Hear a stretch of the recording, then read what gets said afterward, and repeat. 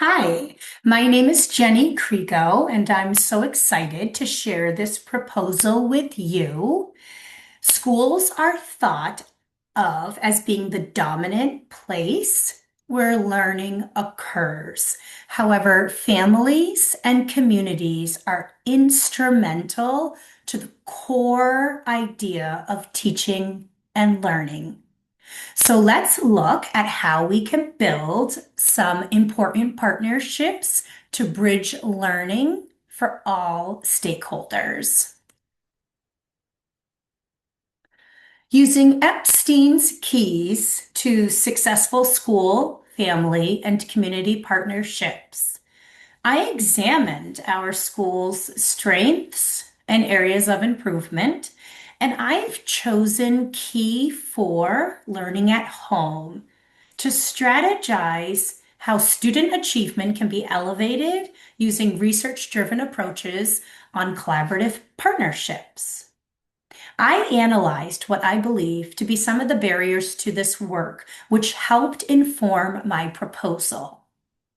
This includes deepening our collective understanding of partnerships and relationships and improving our skill set in both of those domains, as well as reflecting on and reimagining the ways that we are already working with families.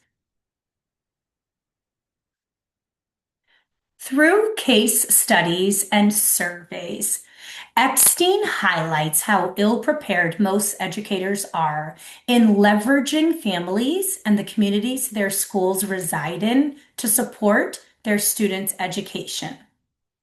Additionally, not having a deep understanding of the power of relationships built on respect, trust, and care, and its influence on caregiver engagement is truly a lost opportunity. In the leadership text, Trust Matters, the National Policy Forum for Family, School, and Community Engagement reports families and communities can be a force for turning around low-performing schools. There must be a continuous effort at relationship building so that trust binds families, schools, and communities. Next, research shows the traditional top-down approach is ineffective. Author Nawal Karuni recognizes that teachers can have good intentions with these efforts, but there is a failing to consider the things families are already doing to foster learning outside of school that could be integrated with curriculum. Epstein's research further demonstrates the positive effect this teacher-caregiver partnership can have on student outcomes, even in families with little formal education.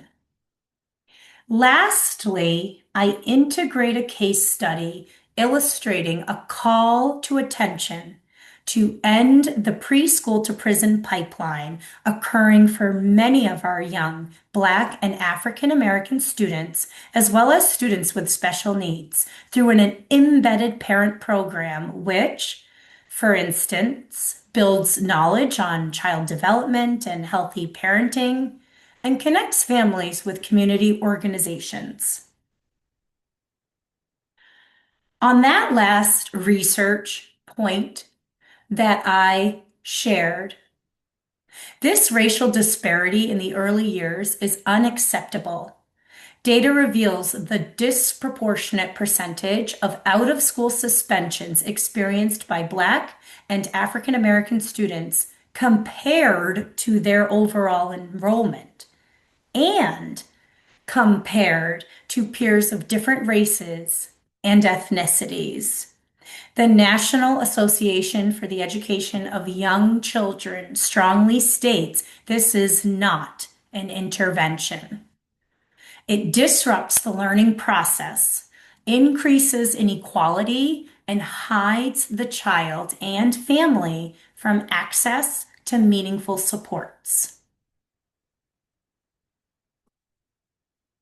Here are 3 research-based steps we can take to improve Epstein's 4th key in our school, learning at home. First, we need to deepen understanding of family-school relations being an essential factor in student learning outcomes and child's youth development. This includes providing training on understanding partnerships and being able to implement them. We need to provide time in staff and committee meetings for continuous reflection on the quality of the relationships we develop and sustain with families and communities. These professional learning opportunities will be critical to achieving the goal of improving home learning. We will track our staff's professional growth and its correlation to student achievement. Second, families will have the opportunity to be a part of the learning that occurs in the school day.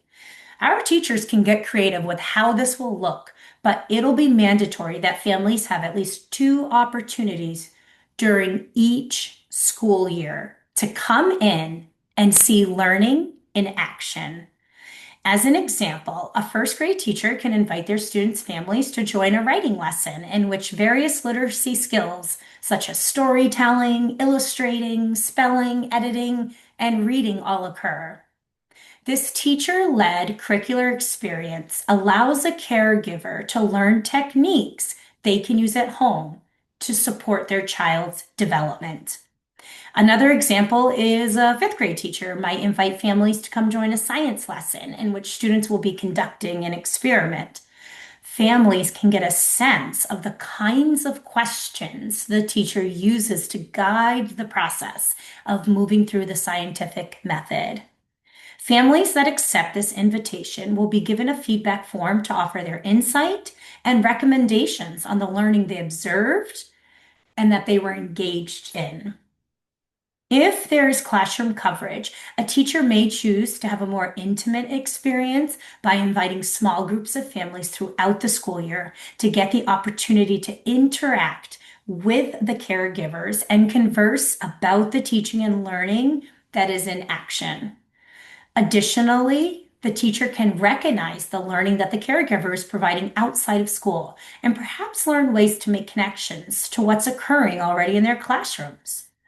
In Goldie Muhammad's book, Unearthing Joy, she challenges us as educators to think of our world as curriculum, to think of our personal stories as curriculum, to use our communities as curriculum. Teaching and learning is everywhere, and schools have a professional responsibility to unlock this idea for our families. Third, we are doing a disservice to our youngest learners in our district if we continue to use out-of-school suspension as a disciplinary consequence. Research demonstrates that proactively offering family support to build knowledge on child development, child rearing practices, and school readiness supports students' outcomes. In the Betancourt and colleagues study, nearly 12,000 preschoolers, of which 50.4% were boys, of which that percentage, 81.7%, were African American, across 11 Title I Baltimore schools, participated in this case study. What they did was they embedded a parent program for all of these preschoolers, which helped in that understanding of child development, which helped in healthy parenting, which helped deepen understanding of restorative practices, and helped to deepen that important link between school and home relationships. These schools saw a decrease in student aggression, an increase in emotional regulation, which is critical to access learning, and improved parenting practices, all resulting in less punitive measures. This action step needs to be thoughtfully implemented across all of our pre-K through K environments. We will need a director who will lead this work, including oversight of programming materials, staff who facilitate caregiver learning workshops. The director will oversee data collection and the establishment of partnerships with community resources, such as play-based therapists or speech and language specialists, as an example. This evidence-based program will provide a lens into early intervention, preventative measures, and partnering with families and communities to support student outcomes.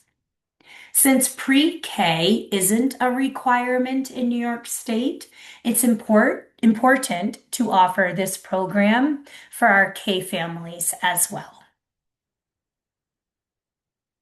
A variety of tools will be utilized to evaluate the implementation of these three action steps. Biannual survey participation from all stakeholders, including you as the Board of Education and including our students, will be important for data collection on professional learning, partnership application, student and caregiver engagement, and continued challenges that we're experiencing. This information is important to sustain these evidence-based strategies long term. Feedback forms, as I mentioned, will be consistently utilized across our K through 5 classrooms during family lab visits. Interviews, early childhood observational checklists, and student performance records will support the pre-K through K caregiver programming. Pre and post academic measures will be employed to track K through 5 student achievement data, which will be analyzed by our Family and Community Engagement Committee that we already house here at our school. Employing these data tracking tools over the course of 3 to 5 years will give us authentic and reliable information to determine the overall effectiveness of this proposal and its influence on learning at home and overall student achievement. Thanks for your time and considering this proposal. The next slide contains the references that were used. Thank you.